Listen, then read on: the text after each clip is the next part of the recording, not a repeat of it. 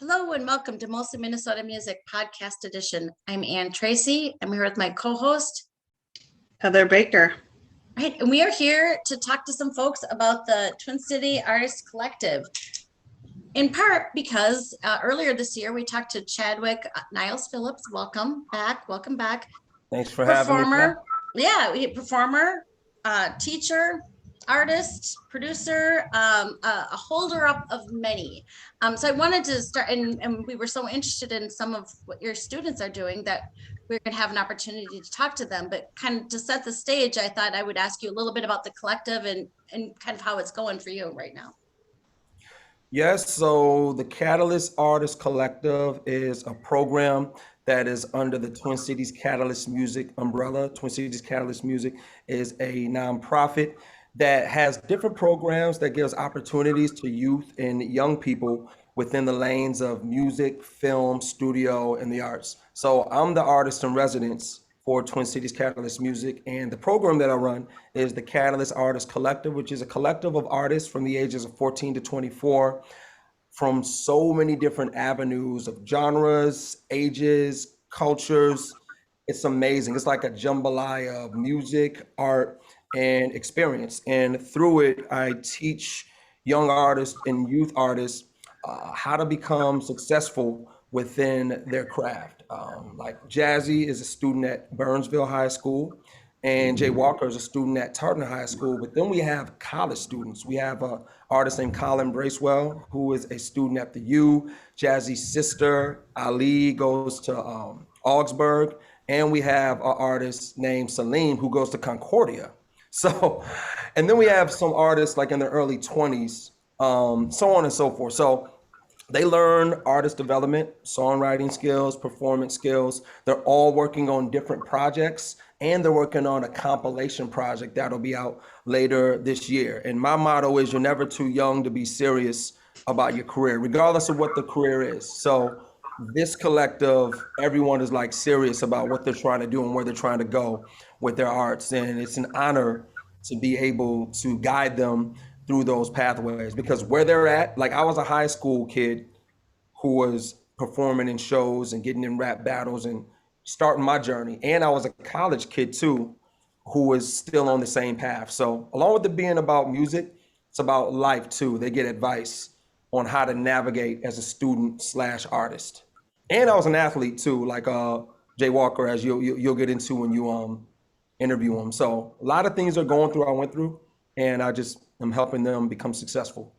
That's fantastic. That's fantastic. And we have spoken with Colin Bracewell. He's great musician. I've seen him a few times. I think I've seen him at First Avenue or 7th Street, and yeah, he's doing great stuff. So yes, he's performing tonight actually at the Fine Line. Oh, very good. Opening up for, I want to get this right, I just want to plug it, for Tom Grennan, who is a artist out of the UK who's internationally known and one of the up and comers in the folk rock and roll lane. So, nice. So go Colin. Have a great show tonight.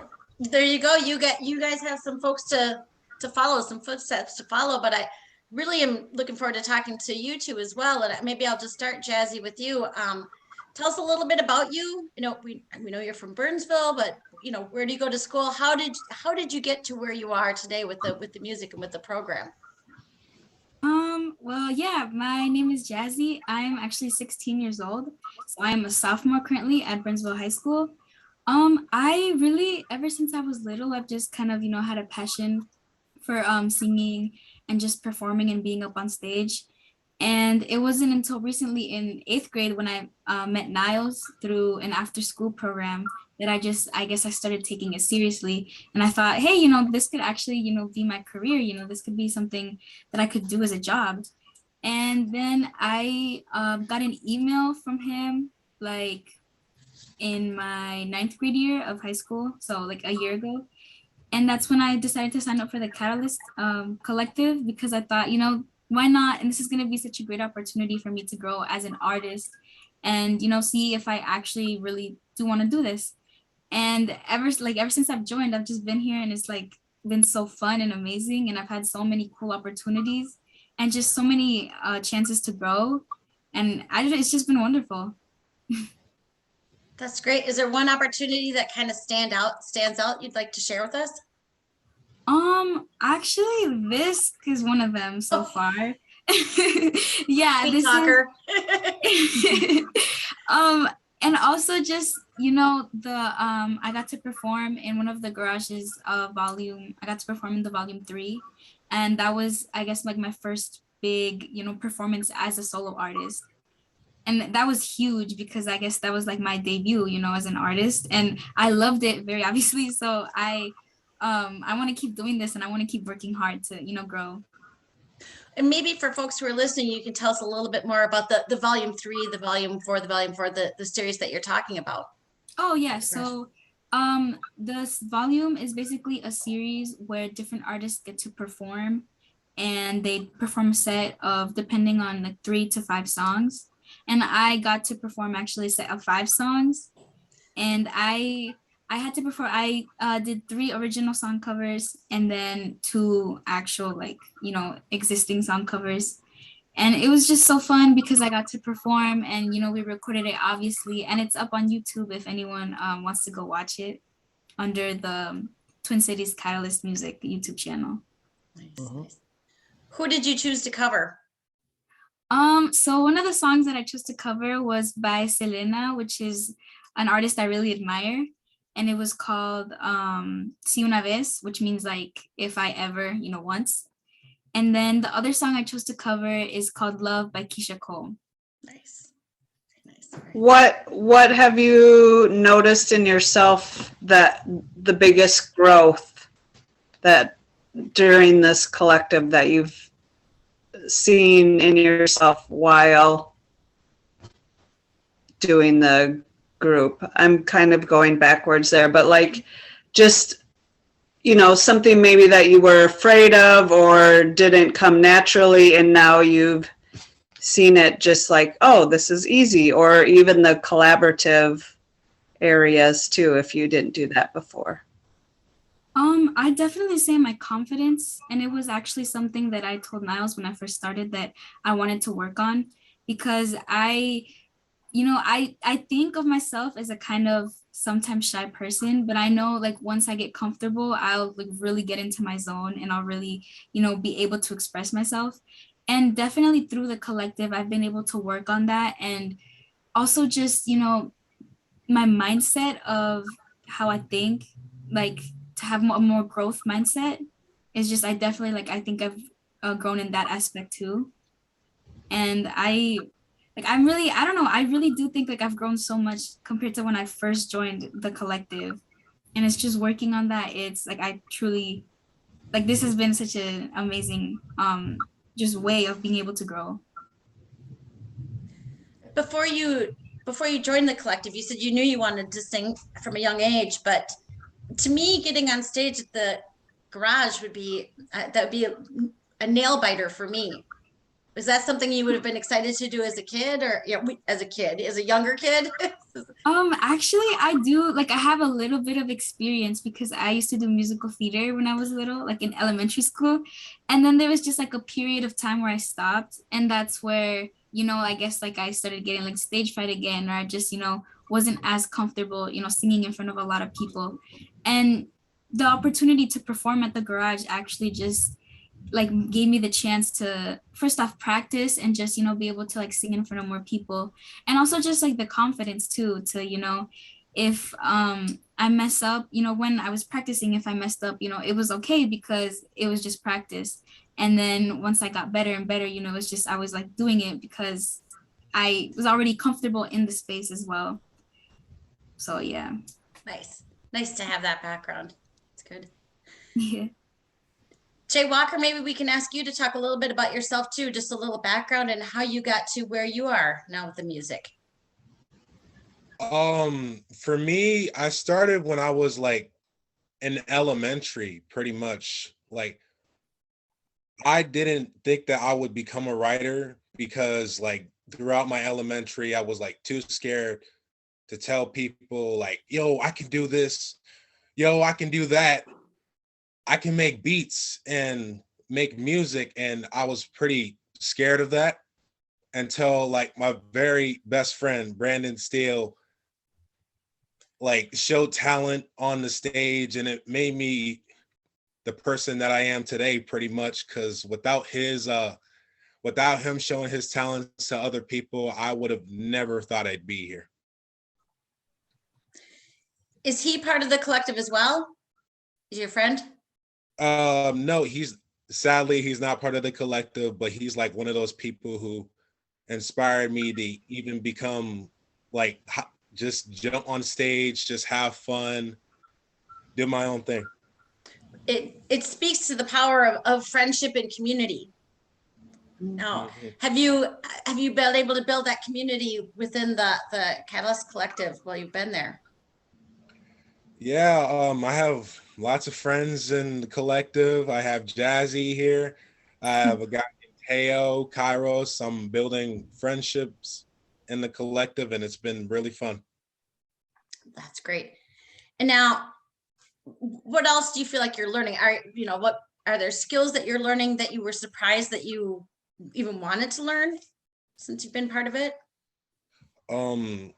I'd say like the biggest skill that I've learned is like having self-confidence, just being yourself, because I know like the very first time I performed, I was scared out of my life, and and it's been crazy. And then I had Niles to back me up. I had people, I had Brandon, I had everyone back me up, and I just did my thing on stage and left it all out there. When was the first time you performed with this group? The first time I performed with this group was, I'd say, a couple summers back. Okay. When I was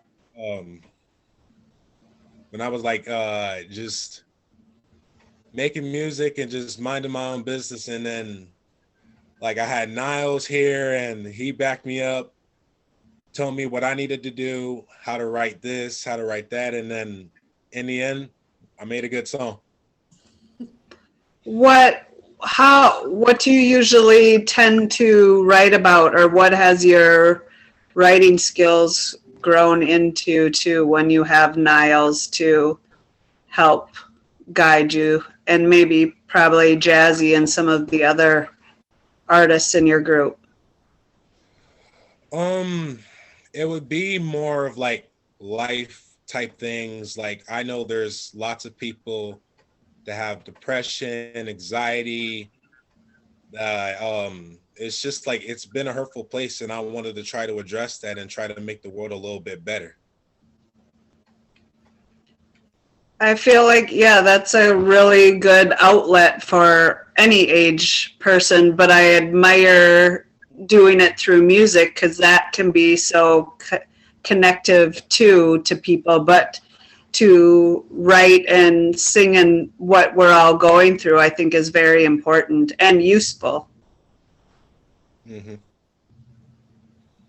I may ask Jazzy the same question, but the friends that you've had outside of the collective, what do they think of your performances, your music, your kind of your growth through the process? Oh, they say that I could be like one of the biggest one day. They say that I can do my own thing and show people what I have, what I can do. That's great. And Jazzy, what are your friends saying?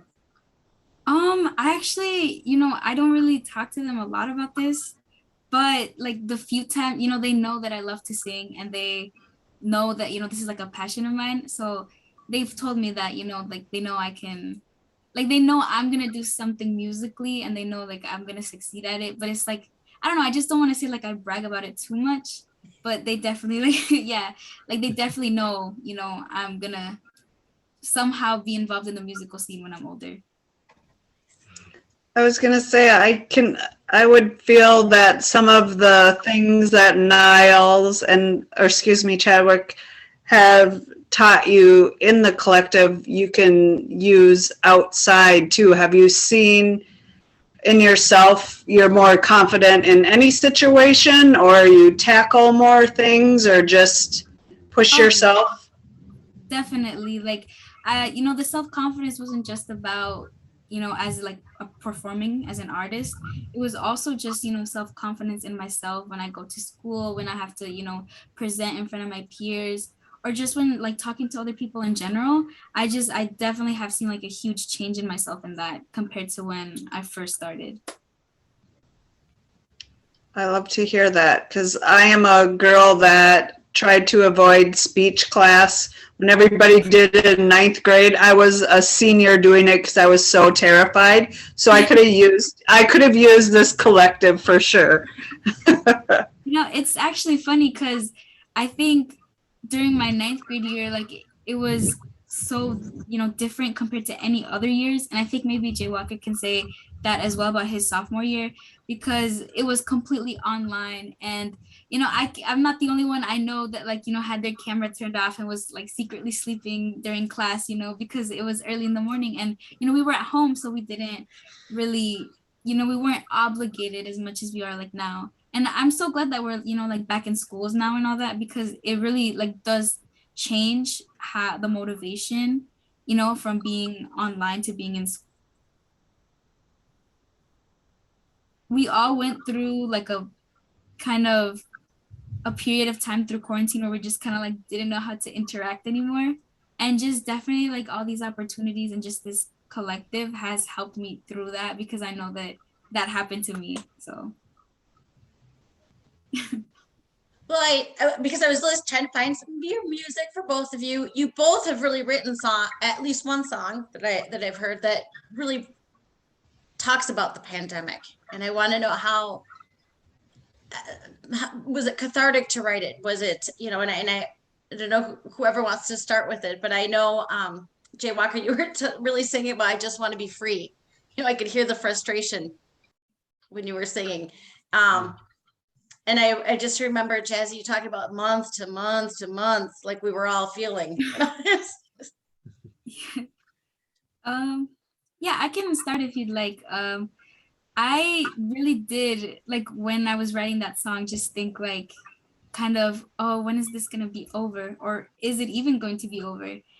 And it obviously, like, my song is called Am I the Only One? So it's like I'm asking other people, or anyone who's listening to the song, do you guys also feel this way? Are you guys also feeling trapped, or just, hopeless that this pandemic, this whole thing is really not gonna go away? Because that's like the feeling, I guess, that a lot of people had, which I'm starting to realize, yeah, like I wasn't the only one, like I answered my question.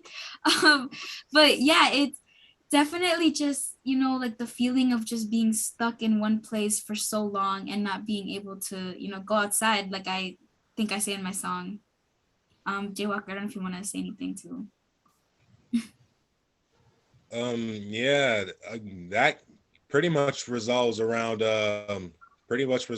lonely nights as well, because like she said, I was pretty much asking people the question, like, are you lonely? Do you need someone to talk to? And it's been a hassle, because there's many people who have that feeling but don't want to share it. Like, they want to lock it away. And I wanted to try to harness that and show the world and show everyone, like, you don't have to lock your feelings away. You can also spread awareness. And yeah. We have literally talked to hundreds of musicians since the pandemic started, and everybody has a different way that it had an impact on them. And just for everybody in the world, it was the most solitary event that everyone experienced at the same time. It was so unusual in so many different ways. But a lot of the musicians that we talked to found that they were really able to find salvation, might be overstating it, but at least keep themselves sane by doing music. Did you find some of them decided to try, they started new instruments, they learned how to do production. Did you find yourselves doing any of that too? Oh yeah, definitely. I think I definitely grew as a writer as well, because I wasn't doing a lot of that before, but over quarantine I just started like writing a whole lot, and it's kind of how I started discovering like, oh wow, this is super fun. Like I really love doing this, and just writing out my feelings, and or writing of just like what happened during the day, or just like a random topic. It's just all just kind of like started coming out of me, and it was like a skill that I really feel like I have improved on a lot. J-WLKR the same or? Yeah, there's been lots of things that I grew from. First of all, production. I grew and elevated a lot. And what I mean by a lot, I mean like tons. Like no one knew that I could do it. No one knew that I could make beats, and now it's been crazy. And piggybacking off of what Jazzy said, my writing has been getting better. Everything has just been elevating for the both of us. Chadwick, is there anything that you've seen yourself between these two, that the growth, or when you first had them till now, and what you have in store for the 21st at the grand opening of their performances too? Yes, I've seen significant growth in Jazzy and in J-WLKR. And for Jazzy to say that she has seen improvements in her confidence in other elements of her life, as far as when she does a presentation in class or when she works in groups or when she communicates, that shows that the nucleus of the program is shining brightly and it's working. And what the nucleus of it is, it's about elevating you in other elements outside of music. Because to me, education is even more important than music. You know, the way that you respect people, hard work, all of those things, when you combine them and elevate them, they just make your whole outlook clearer. It makes you more confident, and it gives you a higher level of just tenacity to move forward. So for Jazzy to say that was great. And I've seen growth in Jazzy. Just every time we talk, it's just like she's more and more confident. She's catching on quicker with different pointers that I give her on how to improve in different ways that she sings. For example, like there's this thing called pitch memory, where you hear a track and then if you sing over it, you don't sing to it on the exact pitch that someone tells you to. So I told her, Jazz, you should improve on your pitch memory. And the longer that she worked on it, now I don't even have to give her any like advice on it. She just gets it with what she writes. So that's a great example. And then with J-WLKR, one thing about him, see, I've known J-WLKR since he was 12 years old. And like I said, he's 6'3" now, and he was 6'3" then. Like he was, and the thing with him is, the thing that I'm so happy about is he's continuing, because sometimes you work with kids when they're young and then they get into other things, you know, like J-WLKR is a standout athlete at Tartan, which is a great opportunity because he's able to do something unique, be an athlete and be someone in music for both careers. But so seeing him then, he was like more shy, and he told you that in the beginning of this. Just this big teddy bear, you know, that was just like shy, right? But when you spoke to him, when he did speak, the little that he said, he was super intelligent and polite. And I see that y'all have seen that throughout this interview. His you know, he has a warm heart. He's just a gold-hearted young man. And so to see him grow from this 12-year-old to this teenager who's like confident, who's speaking with confidence, and who's clear with his vision, and then to see him elevate musically is amazing. See, the thing with him is he won't tell you how good he is, which would actually make people want to work with him more. When you're good and you don't say nothing and people just see it, that makes them want to give you more opportunities than if you like brag about it. Because he was like, yeah, I make beats. I mean, I'll just make, I just like, just push buttons, I'll make beats. And then when I heard him, I'm like, what? This kid is so talented. So it brings me great joy to see them both grow and to just sit back and watch how they use what they learn as they get older. Because there's other youth who became adults who I've taught who are like international artists now doing amazing things. Yeah. It's great. I remember when we spoke to you before, you talked a lot about really focusing on building a legacy, both through the music, but also through being a good person, being a person that people want to know, as you say, knowing how to deal with some of that. And I think that we've got two prime candidates here who will look at back, and they're building their legacy now. And, Yeah. they're going to look back when they're long before they're my age, but be proud of the work that they've done throughout. And I think that speaks well to the program, but also to the participants. Definitely. And I think that one thing that makes it successful is approaching them from a standpoint of, as much as I'm the adult and they're the youth, I've never been a youth during a pandemic.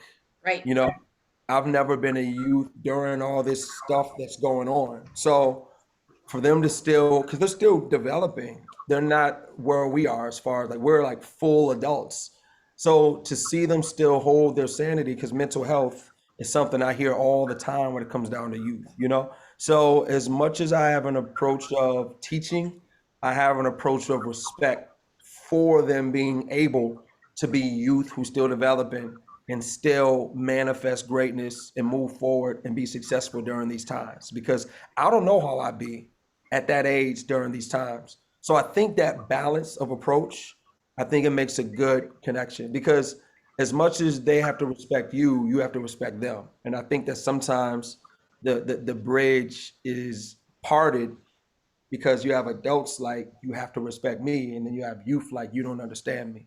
So me understanding that mishap, I try to approach it from another angle, and I had to learn too. I was thrown from the frying pan into the fire with this. I didn't get a teaching license. I have my BA from communications, but I decided to start my own curriculum instead of go get it, because I just wanted to start something totally new from my philosophy and ideology when it comes down to life, music, and arts. So to see them even in this show is amazing. Like, this is their first time being interviewed on like a syndicated show, and I'm just sitting back smiling inside and on the outside as they talk, because they're doing a great job. So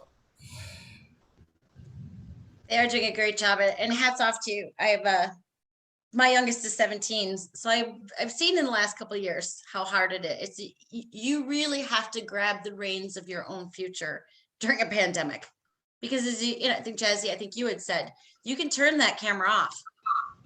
And what are they going to do? I mean, and I've taught every age.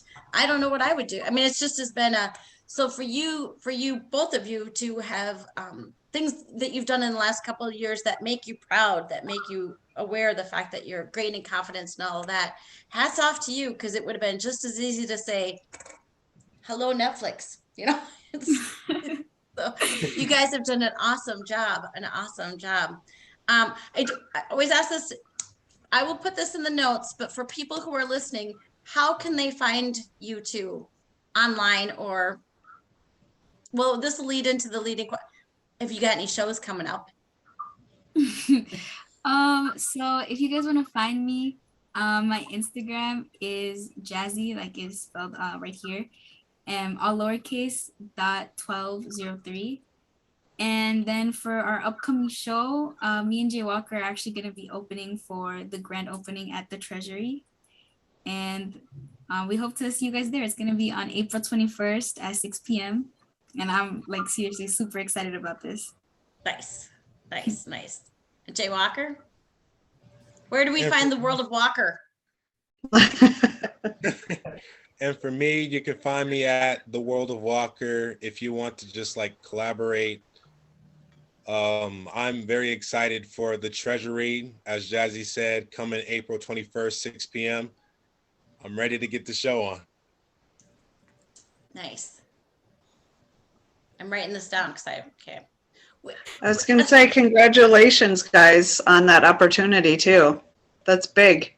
The Gully Boys, opening for the Gully Boys, that's huge. like, let me just tell y'all. So the Gully Boys is like, bar none, one of the hottest bands, not just the state, but the region. And DJ Keezy is one of the greats. And DJ Keezy is on the bill as well. So you two are opening for like incredible artists who have made just legendary lanes within our industry here. So kudos to you, Jazzy and J-WLKR. Yes, so you'll be looking back at your career and you'll be proud of all of it. And that's a nice foot to start on. So good job, guys. Good job, Niles. you. It's your, yeah, I can see the power of you lifting up, especially with these two. So Thank you. I appreciate it. You know, Yeah. they say what you bear, you know, that the apple, what is it, apple doesn't fall far from the tree. right. So whatever I apply my elements to, it's all about growth. And so for me to see it manifest in them, it just shows that what's flowing out of me is going in the right direction. So thank you. I appreciate that. Two good apples. So thank you. Thank you all for joining us. It's been a delight to get to know you all better. Thank you Yeah, so of much. course. Thank you for having us. Yeah, thank you.